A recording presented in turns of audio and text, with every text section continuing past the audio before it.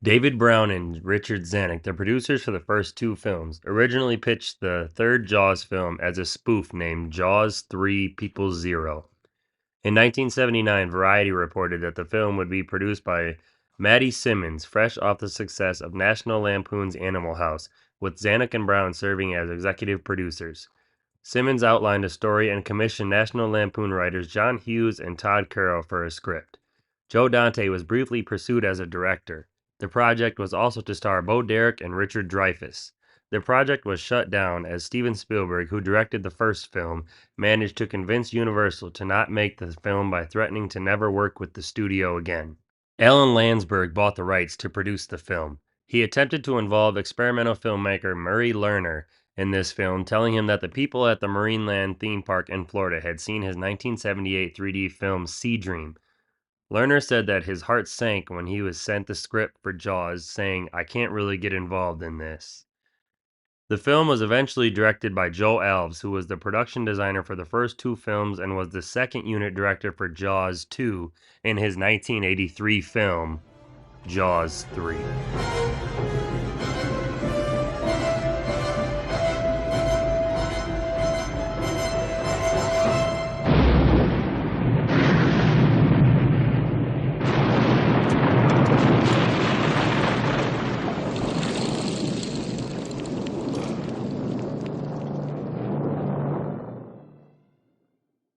Let them fight. You're a wizard, Harry. You're gonna need a bigger boat. I'll be back. Death has come to your little town, Jim.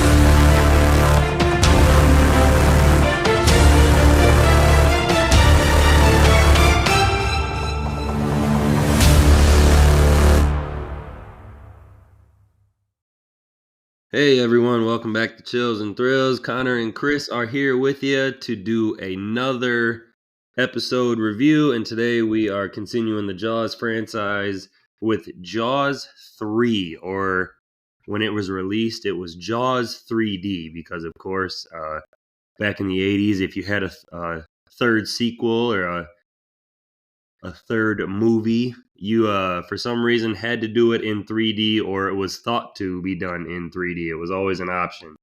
So Chris, I've been waiting a long time to see what your opinion is on this film, since you had never seen it, and it was like a first watch or a first watch or two for you. So what did coming off the first and second one, what did you think of Jaws 3 or 3D? It was definitely my first watch. Period. There was no element of this movie that I remember to recall from anywhere at all. It's it's tough to say. I don't like to be in the business of just hating on movies. It was kind of fun, you know. It's not terrible. It's definitely the worst of the three. There were things about it that I kind of dug for specific reasons. I've always liked Dennis Quaid. I was pleasantly surprised to see that a young Dennis Quaid was the lead of this movie. You know, I was a huge fan of Dragonheart as a kid. He was the main character in Dragonheart, so I've always liked Dennis Quaid as an actor. You know, it takes place in SeaWorld Orlando, which, me being in Florida and having gone to SeaWorld as a kid, not that it's like literally capturing the iconography or is like a rampage in the park or anything like that, but it's kind of neat. That's a cool thing.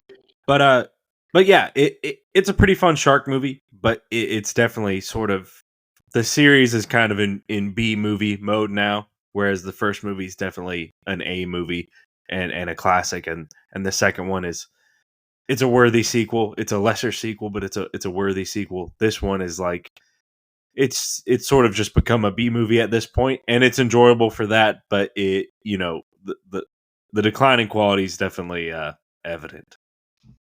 Absolutely, I'm with you. I've always liked Dennis Quaid as an actor. I liked him in this. Dragonheart, I watched as a kid as well. I haven't seen it in a very long time, but like in his later years, I do like him in like The Day After Tomorrow and things like that. And this is Definitely. definitely a decline in production Mhm. and value. This Mhm. is this is one of the ones I think I watched more as a kid because it was still a shark movie, and it was a little shorter. It's about an hour and a half, a little over an hour and a half compared to the first one. 2 I hours. I The second one. I gotta say though, it felt like 3.5 hours when I was watching it. It does not go by at a very good pace, but I mean, we do get some good shark action. There's not a lot of shark attack sequences in this film, but we do get some good shark scenes. I mean, throughout these films, the shark continuously gets worse looking, which is kind of hard to believe as we're getting through the years. You figure the effects would get better, but no, these movies, like Chris said, kind of got more B movie and more, a cheaper budget and less return. But I still have fun with this one. I mean, it's nothing to write home about or anything, but it is part of the Jaws franchise. And I mean, it's fun. I can throw it on every now and again. It's not something I throw on too often, but again, I've said before, I love shark movies and creature features, so I'll throw this on every now and again and enjoy it. Yeah, I watched it on Netflix, and I've seen other movies that were filmed in 3D around this era, such as Friday the 13th Part 3, that you then watch on DVD and Blu-ray, and they look, visually it looks a little soft, but it's more or less a normal 2D image. Whereas with this film, at least the whatever version they had on Netflix, there's moments where the image has this weird kind of, I mean, overall the image is kind of odd looking, but there's moments where it really looks rough, where there's something really weird going on with the imagery. And I'm sure that has something to do with the fact that it was filmed in 3D, but it's like it's very distracting and very frustrating, and very sort of like removes you from the movie a little bit, but so it was kind of frustrating to watch visually. Yeah, I have the Blu-ray of it, and then I also the Blu-ray came with like the digital code copy, so I have it Blu-ray and digital. I've never watched it on Netflix, so I I, I haven't seen that, but I do know that there are some, even on the Blu-ray, there's some parts in the film where it's like, all right, like you're just looking at the screen and it looks cheap and whatnot, and you can tell like they tried to do like the 3D effect and like kind of where some of it transferred over to 2D, and it just didn't Yeah, translate like very almost there's a little well. bit of that halo or ghosting effect around the edges of some of the stuff, as if it was like, oh, the image is almost still doubled up as if it's meant to be 3D or something like that. Yeah, and I mean, I it doesn't bother me for the film being in 3D when it was originally released. That doesn't bother me. But I mean, it's just one of those films that they tried to be, oh, Trendy, yeah, what's the word? They tried to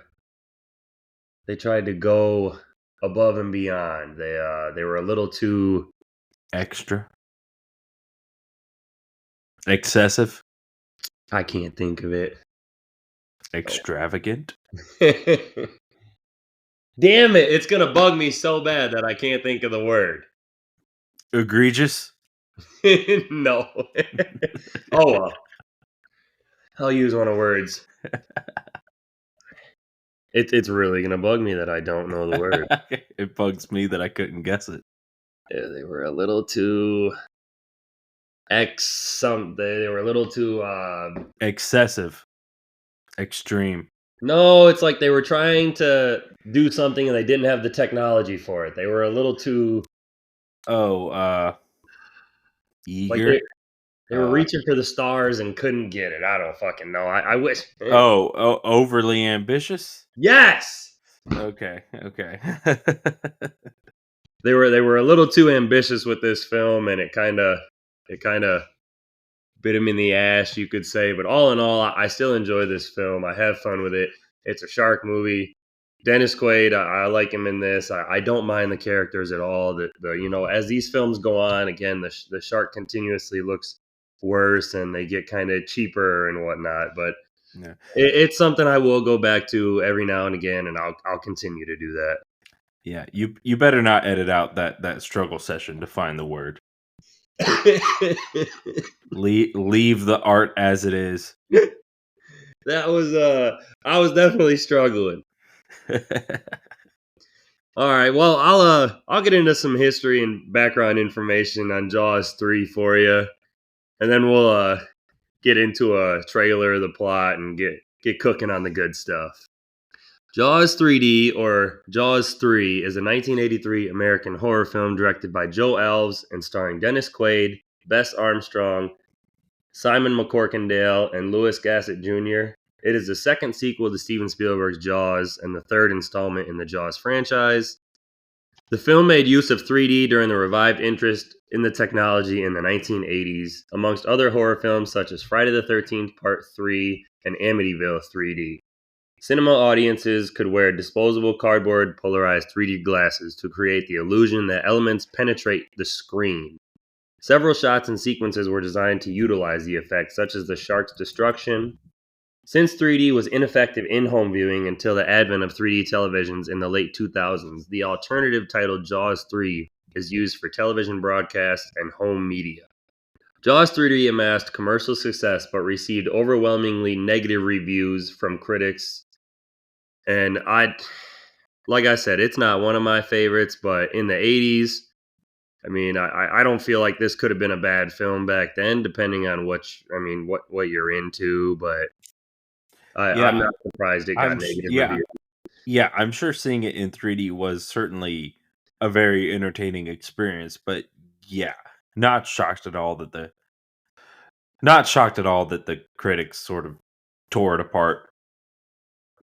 Yeah, I mean, when you're it's one of those things that, when you're doing sequels to shark movies or whatever it may be back in the day, critics always say, okay, well, how much can you do different this time around? And they see it as another quick cash grab. So immediately they automatically, just like the horror movies, Halloween's, Friday the 13th, all the Nightmare on Elm Streets, kind of as they went along, critics kind of like panned them more and more. As you could tell that they just kind of looked at it as, oh, another sequel cash grab. So they went into it with partially negative reviews from the start.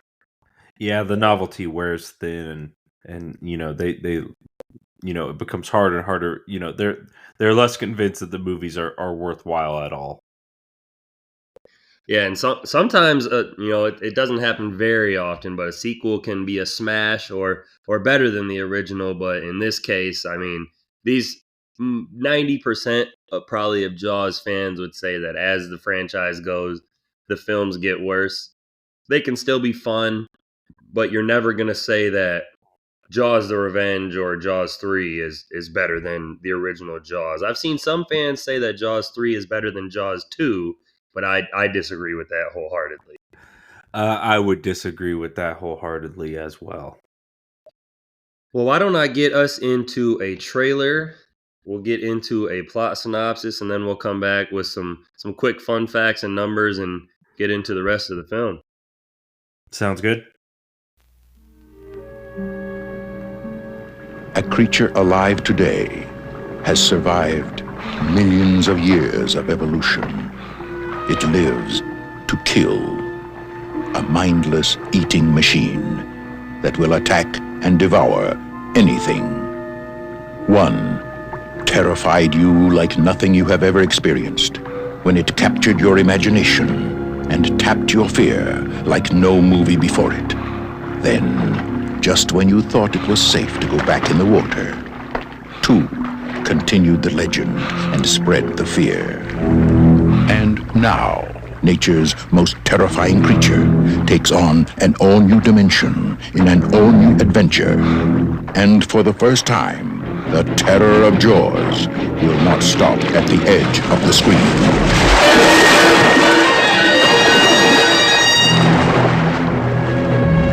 Jaws 3D. The third dimension is terror.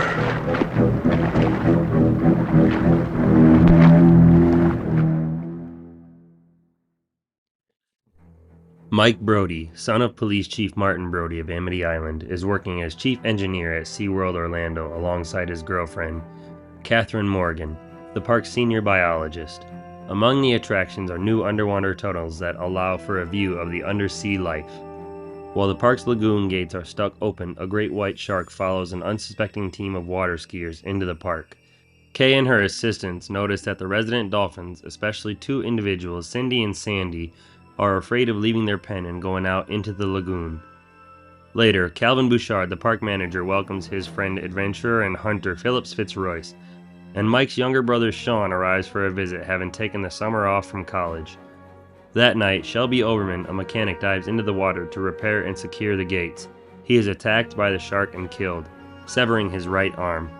Mike, Kay, and Sean go out for drinks, and Sean meets and begins dating Kelly Ann Bukowski, one of the park's water skiers. Meanwhile, two criminals sneak into the park and go underwater to steal coral they intend to sell, but both are killed by the shark in the process. The next day, Kay and Mike are informed of Overman's disappearance.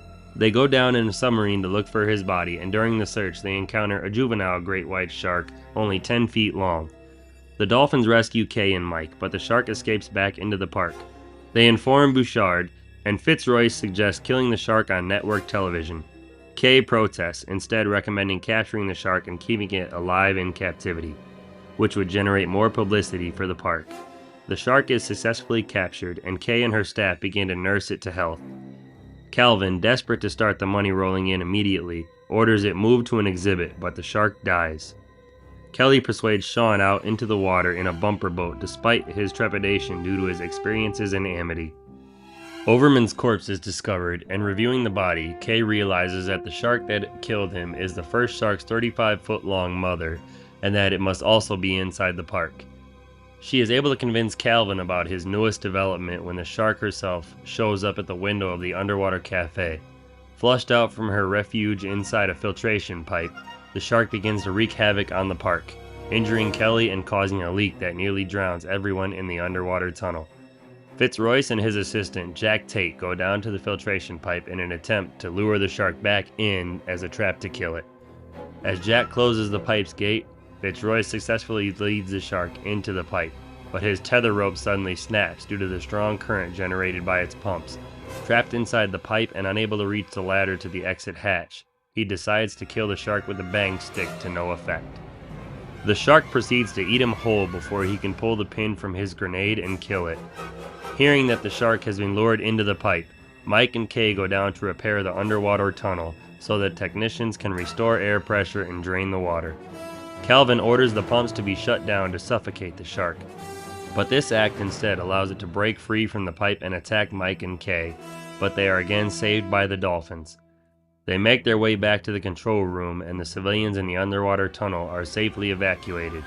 The shark suddenly appears in front of the window and smashes through the glass, flooding the control room and killing a technician. When the shark's mouth is open, Mike notices Fitzroy's corpse, which has drifted there from inside its belly, still holding the grenade. Mike uses a bent pole to pull its pin, triggering the grenade's explosion and killing the shark while he and Kay take cover. Afterwards, Mike and Kay celebrate with the dolphins, who survived their battle with the shark. Alright, I'll start you with some, we'll go quick fun facts here, and then I'll get into some numbers. This film made $13,422,500 in its first weekend. It held the record for highest grossing opening for a 3D film until Spy Kids 3 Game Over in 2003 made just under $33.5 million in its opening weekend. Yeah, well, 20 years later, it would be easy to beat the record with ticket prices. Yeah, I mean, you're probably, out of that 33 million, I mean, you're probably adding, what, another 13 million in increase or inflation or so? Yeah, something like that. The female dolphin called Sandy in the movie is really a male dolphin named Capricorn. He currently lives in Discovery Cove, which is owned by SeaWorld Orlando and has interactions with guests like giving them rides and doing tricks for them. He is 62 years old as of April 2024, and you can still go to Discovery Cove in Orlando, Florida and swim with him. Good Lord, that's what I was right about to ask when you were saying that trivia. I'm like, is that current as of 2024? I don't know the lifespan of dolphins, clearly. I was like, what the hell? Like, this dolphin's still alive? But I guess it is. That's wild. Yeah, and we I mean, I don't know what I couldn't remember or tell you which dolphin we swam with, but when my daughter's mom and I went down to Orlando for a week, we did the Discovery Cove trip during COVID because it was only like 25% capacity when we went to, Yeah. and it was awesome. We got to swim with, or we got to like take pictures with the dolphins, and like we couldn't do like the fin ride where they take you around the aquarium because of COVID, but we could Mhm. take the pictures with them and like stand in the water and like touch them and stuff. It was pretty cool, but I wish I could remember what dolphin we had. That's cool. That's cool. Yeah, you figured that if you had the Jaws dolphin, that they would tell you that it's a famous dolphin. You know. It would have been nice. I mean, just I'm sure I can go back and find like our paperwork and stuff that was with Uh-huh. our came with our pictures. Because we had to order a picture set, and Yeah, I'm sure we can figure out what dolphin we had. But our chances of having Capricorn are probably slim. it would be cool though. It would. I could say that I swam with the dolphin that was in Jaws 3. Yeah. In an interview from 2015, Dennis Quaid said that during filming of Jaws 3D, he aggressively used cocaine and that every frame he appeared in, he was high on film. Oh my gosh, that's wild! Holy crap! I mean, he, uh, it's a unique energy that the movie has, but holy hell, that's crazy to just outright say. But in the '80s, apparently, that's what a lot of people were getting up to. A lot of cocaine and capitalism in the '80s. I've never done it, but I don't think I could act as well as he did. So he might have been used to the feeling. I don't know. Oh, yeah, I wouldn't, not even once. Jaws 3 was the first sequel nominated for the Golden Raspberry Award for Worst Picture. Wow, I mean, geesh, maybe relative to like the disappointment of it being a sequel to the such a classic movie, but like on its own, it's not that bad of a movie.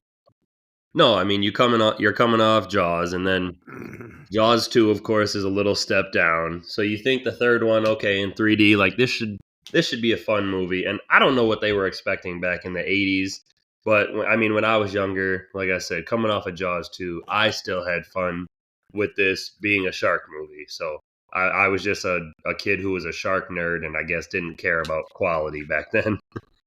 Yeah, I suppose. Unlike the previous two or subsequent Jaws films, the shark in Jaws 3 only surfaces once throughout the entire film, excluding shots of the shark's fin. The only time it breaches the surface of the water is when it attacks and injures Leah Thompson's character, Kelly. Mm.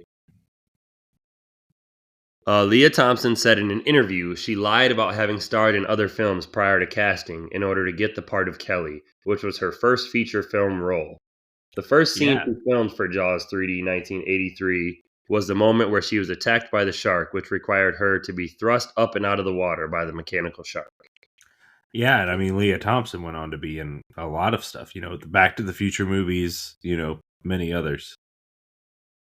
I was going to tell you that I didn't know very many things that she was in, but as soon as you said Back to the Future, it definitely clicked.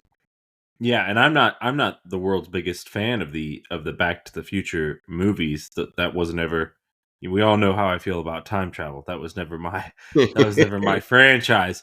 But something was insanely familiar looking about her in this movie. I was like, I'm like, that's a familiar face. And I mean, Red Dawn, Back to the Future, Howard the Duck, even movies that you've just kind of tangentially seen over the years, the Beverly Hillbillies, things of, so she was there, but definitely definitely the Back to the Future trilogy for sure is what a lot of people will know her from.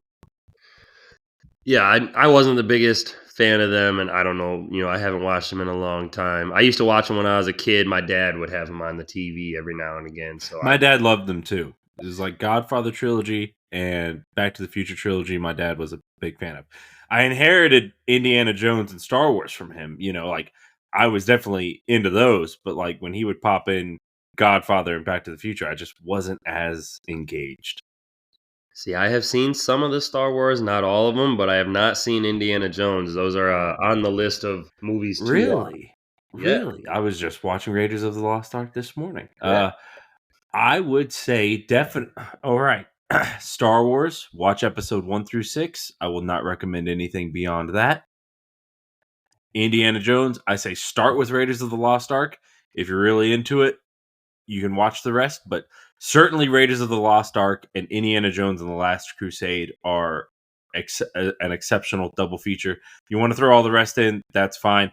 The newest one, Dial of Destiny, don't even give it a go. Even if you absolutely love them, don't watch the one that Disney made. Same thing with Star Wars. Don't watch any of the ones Disney's made. As a lifelong fan, Disney's destroying those franchises. Don't do it. I'll take your word for it. I will do that. They are on my watch list, so I will get to them here probably before, or hopefully before the end of the year. I was going to say I'm going to hold you to it. Hey, all right. Every time we record it, did you watch one? I got the first one. Yeah. Jaws 3D was nominated for 5 1983 Golden Raspberry Awards, including Worst Picture, Director, and Supporting Actor for Lou Gossett Jr., Screenplay and Newcomer by Cindy and Sandy the Shrieking Dolphins, but received none of them. They nominated the Dolphins for Razzies. I mean, I guess. I mean, that just sounds like you're being like if you think a movie's genuinely awful, like highlight a movie that's genuinely awful. Like they're the goddamn animal performers in the movie, for crying out loud. Like come on now. It reminds It's like me. it's like you're being snarky just for the sake of it. It's like, oh my gosh, like what's next? You're gonna start bad costuming. You're gonna give the costumes an award too for being awful. Like I don't know. It reminds you of the quote from the film from Philip Fitzroyce, where he's like, "If that's their best behavior, I'd hate to see their worst." yeah, no kidding. All right, I'll pop off some quick numbers for you. This film had a budget of $18 million and a box office return of $88 million, which Chris will give us our inflation numbers as always. Yes, so 18 million budget would be about 56.9 million in modern 2024 dollars.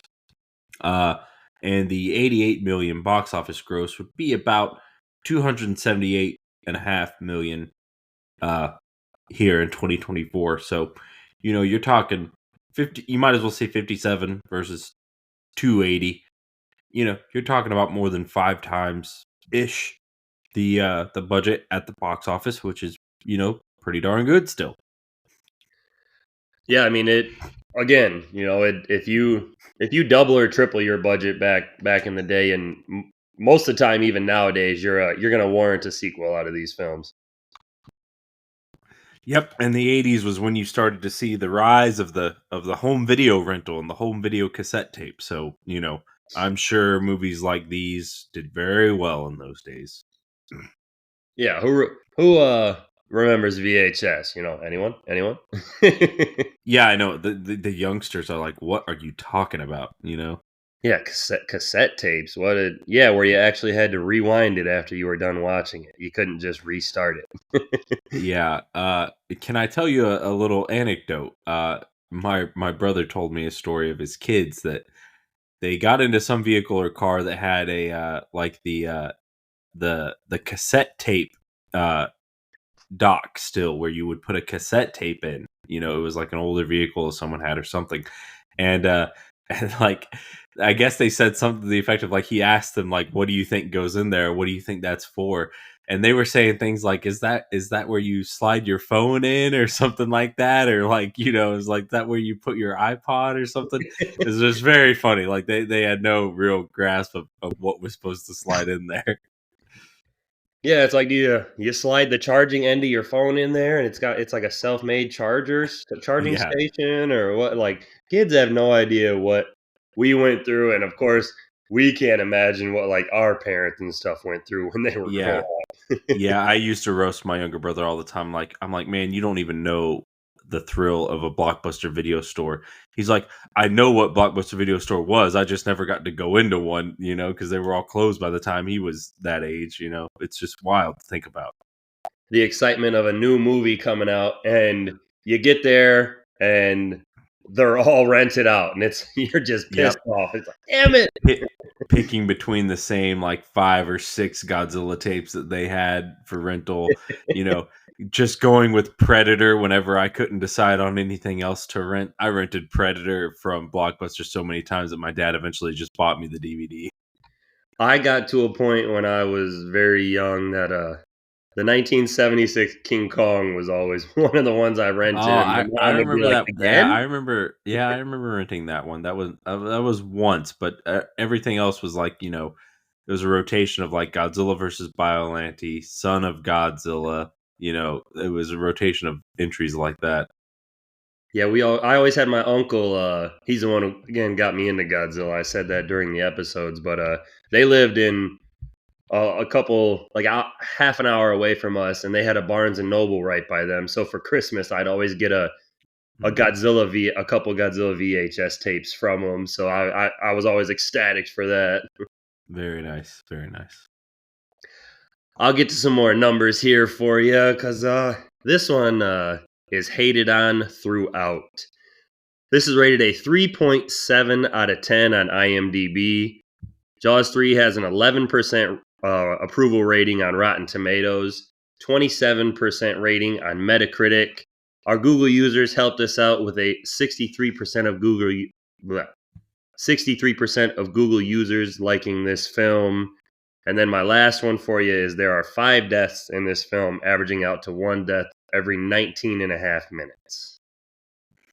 Yeah, I wish I could say that the hate was totally undeserved, whether it's excessive or not. I can't really blame anyone for not having very many kind things to say about this movie. No, I mean, it's just this is one of the franchises that the sequels had a very quick downfall. It's not like the Friday the 13th where the second one was pretty good, the third one was pretty good, the fourth one's great, the fifth one is meh, and then you get the sixth one that's back to being one of the fan favorites and stuff. This one just Jaws had a very quick falling out. Yeah, even among all 12 of the Friday movies, there's a lot of discourse about how good and bad each entry is, and different people like different sequels for different reasons. There's sort of an average there that they kind of land on, whether it's the worst one or the best one. With these, it is clearly, you start with literally one of the most beloved movies of all time, and it goes down to just a totally kind of average movie, and then just like, it just spirals quickly and only down and never rebounds. Yeah, and it's sad to say, we'll probably, I mean, in my lifetime, I don't see a remake of, Jaws being reborn or another sequel down the road ever being made of this franchise. They'll continue to make other shark movies and creature features and whatnot, but this is one of the franchises that probably won't be touched, at least in my lifetime.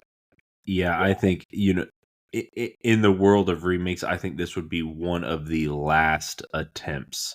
They've hit a lot of the classic slasher and horror movies, and every now and again, they remade Psycho, for crying out loud. Every now and again, they go back around to these, but unless there's, it would have to be something where it was like, hey, there's the novel, then there's the movie, and unless we're going to do an adaptation that is dramatically different from the movie in how closely it adheres to the novel, or oh, we're gonna adapt the novel as like a mini series or something to that effect. I don't see a way where anyone, it's like you could do it, but I don't see a way where anyone in the audience would be remotely optimistic or remotely willing to give it a chance. Because you're talking 50 years.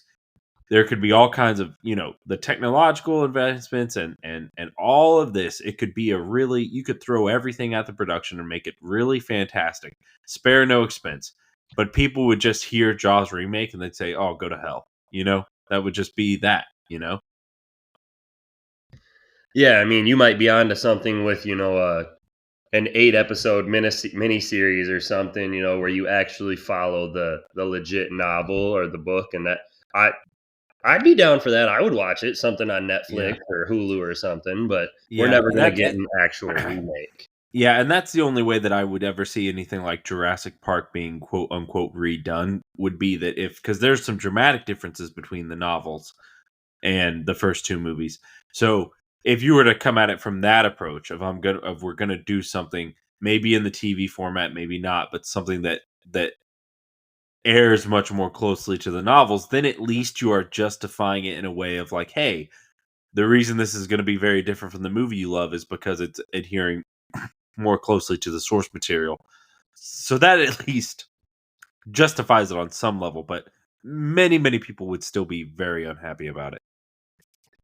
Yeah, I mean, with a shark movie or anything with the name Jaws, I would tune in just to see how it's done, or Jurassic Park, mini series, anything like that. I would tune in just to see it. But I mean, I'd like, again, probably never gonna happen.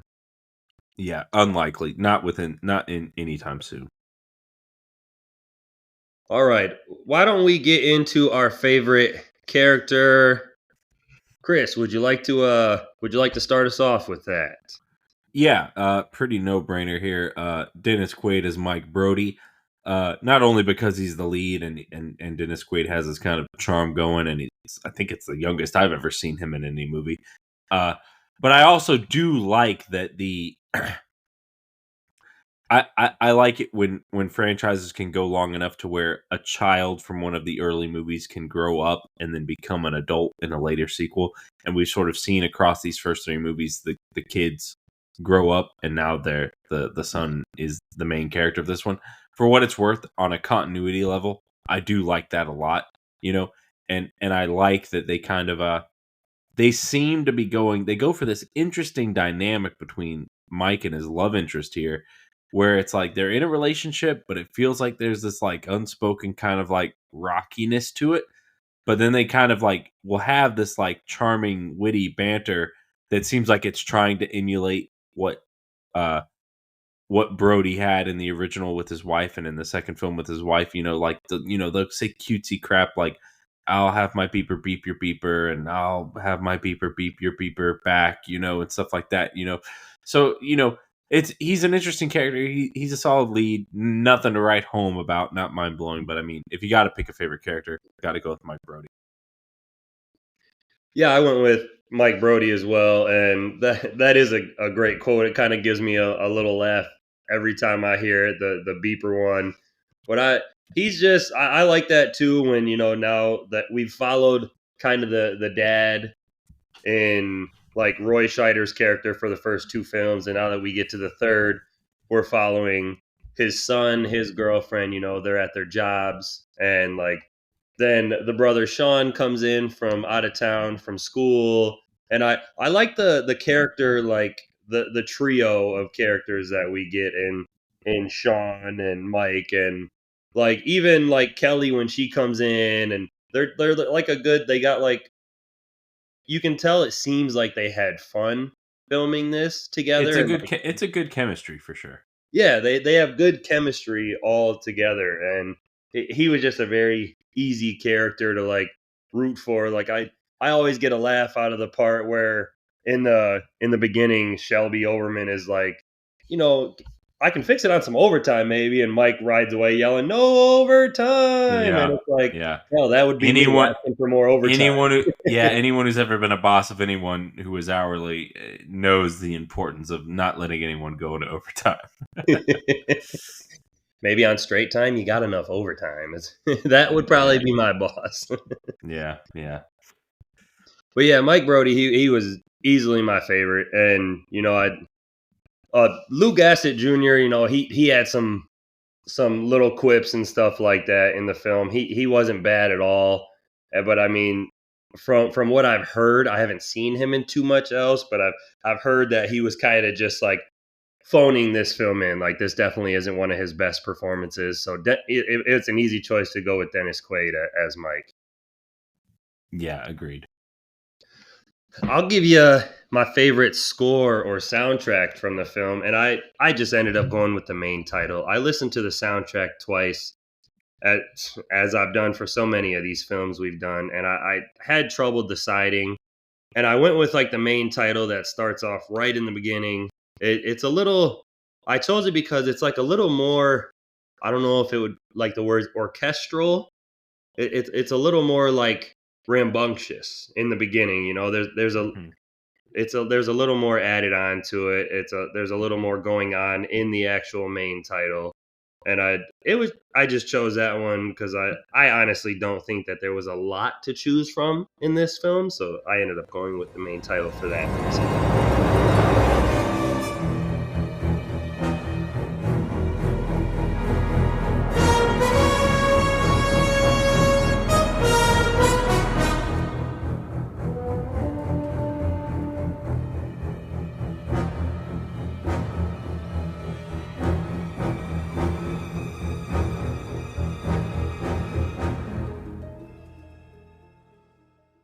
Yeah, I'll ditto that. I can't really. I would say that I think one of the most disappointing aspect of this movie is the musical score. You know, they have the main theme from John Williams, and so like they use the da da da. They use the basics, but literally everything else about the score it's just very generic. It just nothing jumps out. Nothing really feels like it's ever soaring or doing anything that you might not expect. John Williams will sometimes play against what you think might be the typical music choice for a scene, and he'll complement it in a way that's kind of unique and interesting and kind of changes the dynamic of the whole sequence, of the whole energy, of the whole vibe, and turn something that could have been a mundane scene into something that's kind of memorable because of his music. And there's none of that here. It's sort of just by the numbers. So I don't have nothing against anyone, but I don't have very many kind things to say about the music in this movie. Yeah, just some, not to be mean or like say it in a bad way, but some generic background noise for the Mhm. film, kind of. Agreed. What was your favorite quote, or did you have a most like memorable line of the film?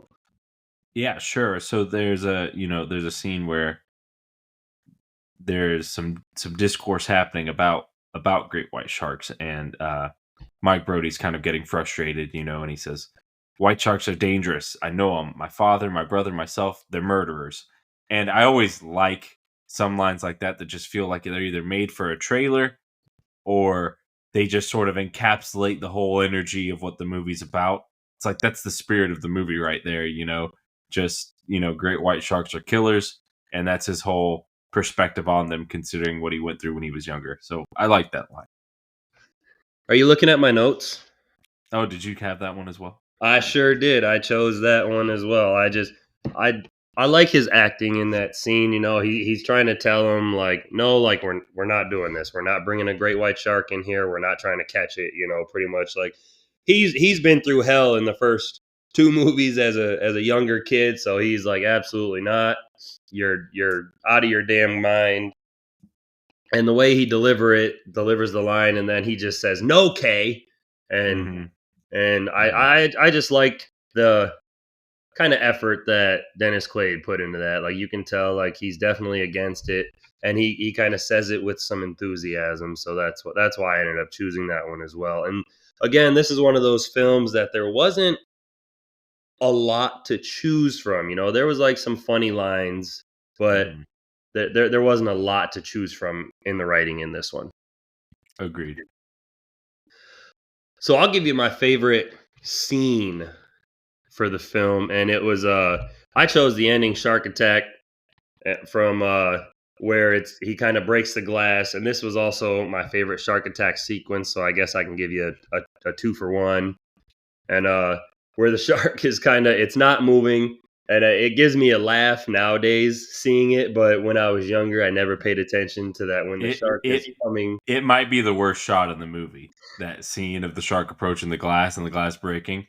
Yes, but in 3D, it might might have gave people, some chills or, back in the day, but today or when I was a kid, growing up in the 90s, late 90s, early 2000s, this, I didn't think nothing of it that the shark wasn't moving or why it wasn't moving, but they did it for a 3D effect to come off the screen, and then the shark opens its mouth, breaks the glass, and from there on out, that's like my favorite like sequence in the movie, like that like 10 minutes where it gets one of the guys from the control center and just chomps him, and the shark explodes at the end. And I mean, the effect isn't great in 2D when the shark explodes and the jaws like fly towards the screen and blood and guts, and would love to see it in 3D. See if they could enhance it and make it a little better for nowadays. But that's just my favorite scene. It's so cheesy, and I think it's just a fun ending and scene to the film. Yeah, you're looking at my notes now because that sequence is my favorite as well. For the longest time, through various, YouTube reviews and video essays and things like that, when people would mention Jaws 3D, they'd often would only just show that shot of like the shark coming at the camera and that really, really poorly executed effect. So for the longest time, my only experience of anything from Jaws 3D was that shot in particular. So it paints a very, very poor image of the film overall when that's the shot, and I'm like, so I kind of assumed that the whole movie was just going to be loaded with terrible moments like that, when that's kind of really like the one low moment for the visual effects, is that shark coming toward the glass scene. So it's kind of a shame that the movie sort of it the movie's not great, but that shot, if you only know that shot, it makes it seem like the movie is far worse than it actually is. And there's another shark movie that does the whole breaking through the glass underwater thing much, much better than this movie. And we will get to that one day. But it's a fun sequence that you can at least laugh at. I know you doubled it up as like your shark attack sequence.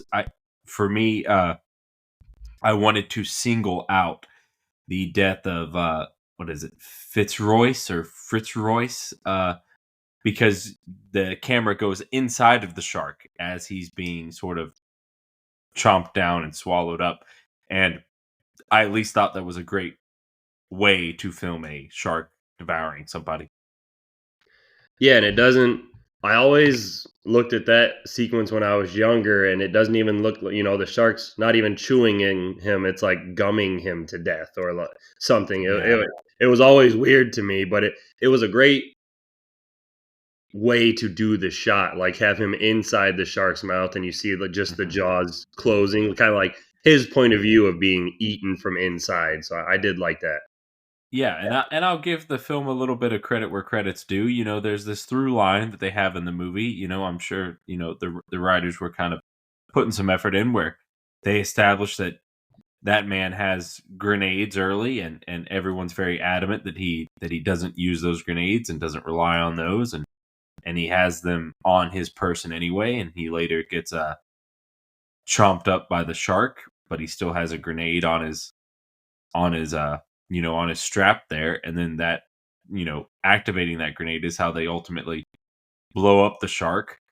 And so it's a nice little through line, a nice little setup and payoff that they got going on, and I love the very on the nose moment of the shark blowing up, and then the jaws of the shark are are the jaws of the shark are coming at the camera.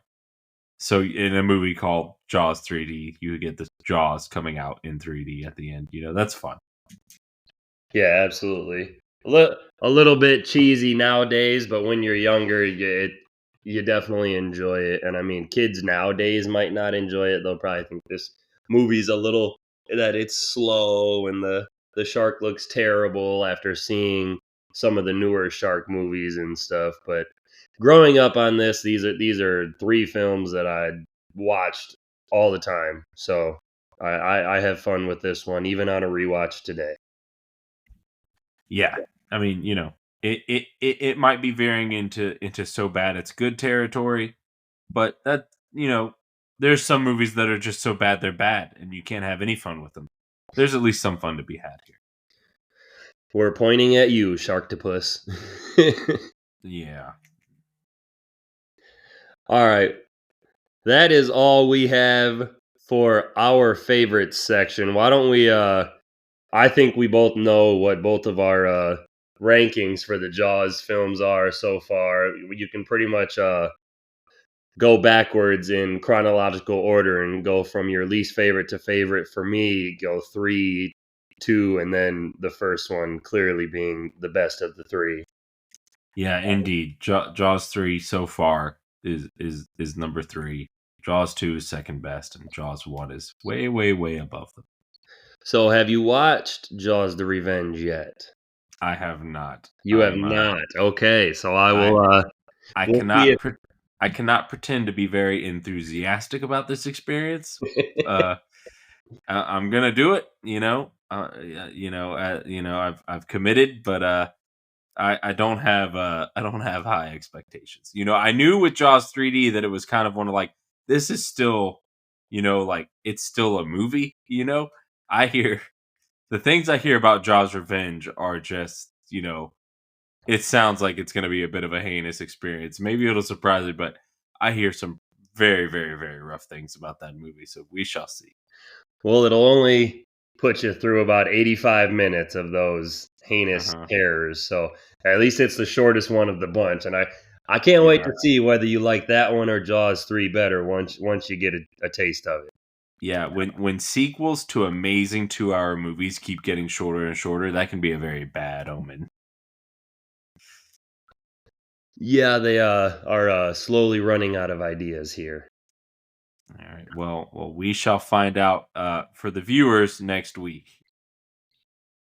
All right, well, how about I'll give you some final thoughts on Jaws 3. Again, this is clearly out of the 3 we've done so far, it's my least favorite.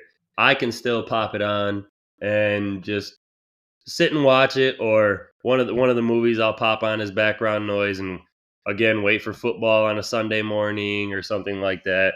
The shark doesn't look great. There are some fun moments with the characters. There are some good scenes in it.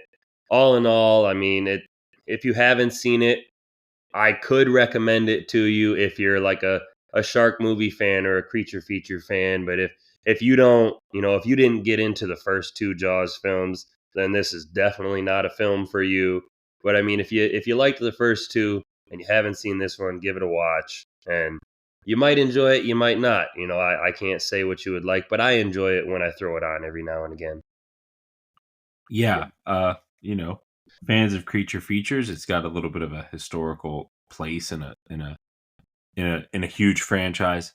I might be going a bit far here because everyone has their different preferences, but this might be my least enjoyed movie that we viewed for the cast. I mean, the Godzilla anime trilogy is like incredibly boring, so it's sort of in a frustrating spot on its own, especially because it was an entire trilogy.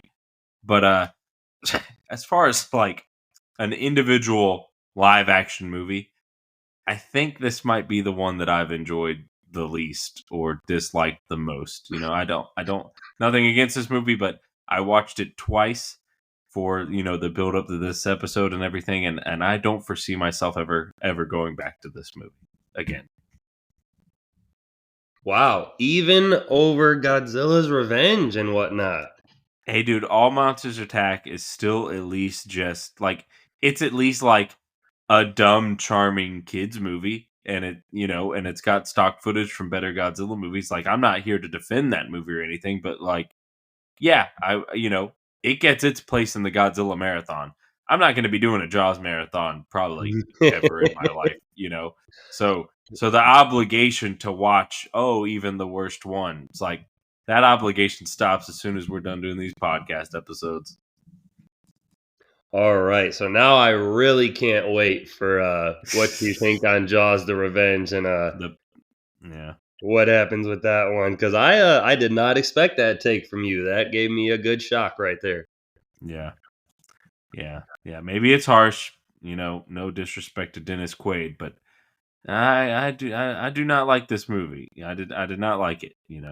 Well, it helps that we are big Godzilla and Jason Voorhees fans, so that Yes, that of puts course, them above Jaws quite a bit. of course, of course. Well, all right. When we get to it next week, we will be on Jaws: The Revenge, the fourth and final Jaws film, because that followed up this film and was released July 17th, 1987. So we will have an episode on that one next time. So, Chris, as always, I will say thank you again for joining me, because it's always fun until we get to this next episode. I guess we can have a conversation on whether it was fun or not again. Yeah. It might be a very different tone for that episode.